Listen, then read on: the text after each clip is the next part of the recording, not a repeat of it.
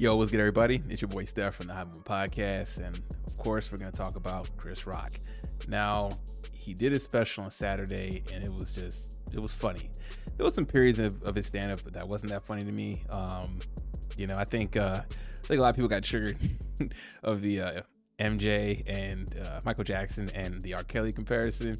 I knew what he was doing, but a lot of people really didn't like that.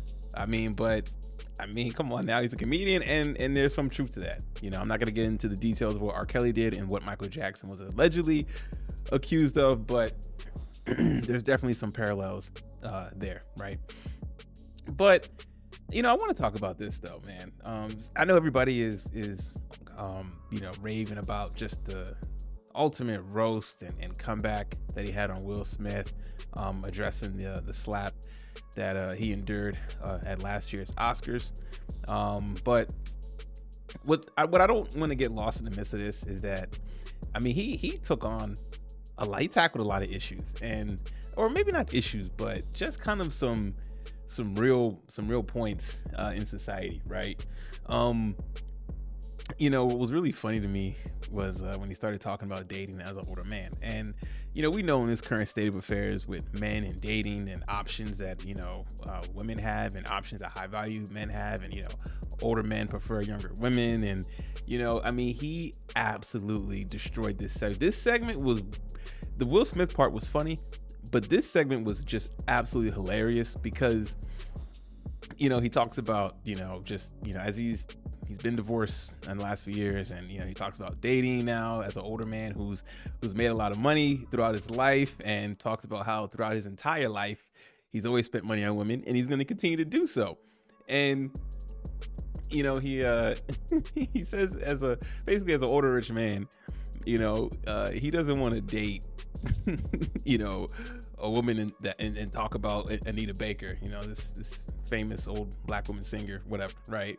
He mentions that he wants to screw Doja Cat. It was so funny because he talks about how just younger women, they're not as expensive. All they want is a nice pair of shoes, and you get them a nice pair of shoes and they're happy, and they'll model them for you, right? You date an older woman, somewhere between 45 and up. They want you to fix their roof and work with contractors and deal with house repairs and stuff. But he absolutely bodied this segment, which is just so funny because it speaks a lot of what's going on, especially in like these YouTube channels out there that talk about male improvement and your dating options and trying to be a high value guy. He actually absolutely murdered this segment. It was just so funny. And now the Will Smith part. It was a good roast. And I think, Chris Rock operated on peak male performance. He absolutely bided it with his words.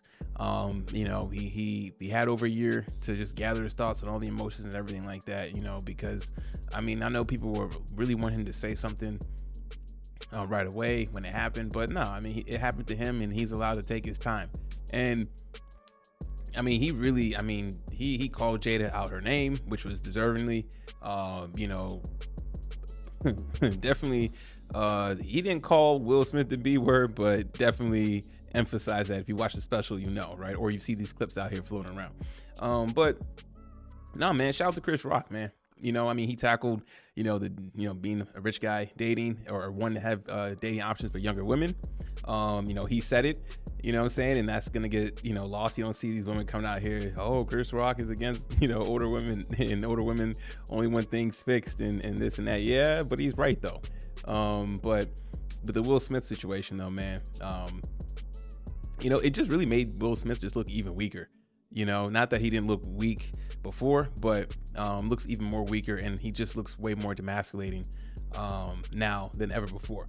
And it's just an example of, Will Smith wanted to have a reaction in the moment, and look what he's doing. Just as Will Smith is trying to, rehabilitate his image and get away from that, no, he can't. He'll never get away from it, right? Because going forward in life, anytime that Will Smith does anything silly or is trying to elevate, that's number one, that stand-up is out there. And then Chris Rock pretty much has control over Will Smith's career, in my opinion. I really think so. I really think so. You know what I'm saying? Until Chris Rock comes out and says, I've forgiven him. I've spoke with Will Smith. I hope that people will give him a second chance. And Chris Rock is not giving Will Smith any rope, and he should not. Chris Rock owns Will Smith. You know what I'm saying? I know it's not the thing to say, for another black man to own another black man. In this case, though, this is absolutely applicable. And Chris Rock reestablished his dominance in the situation and authority over Will Smith. It was excellent. Recommend checking it out. But yeah, so just my thoughts on it, man. So anyways, guys, thanks for listening. Please like, subscribe. I'm out.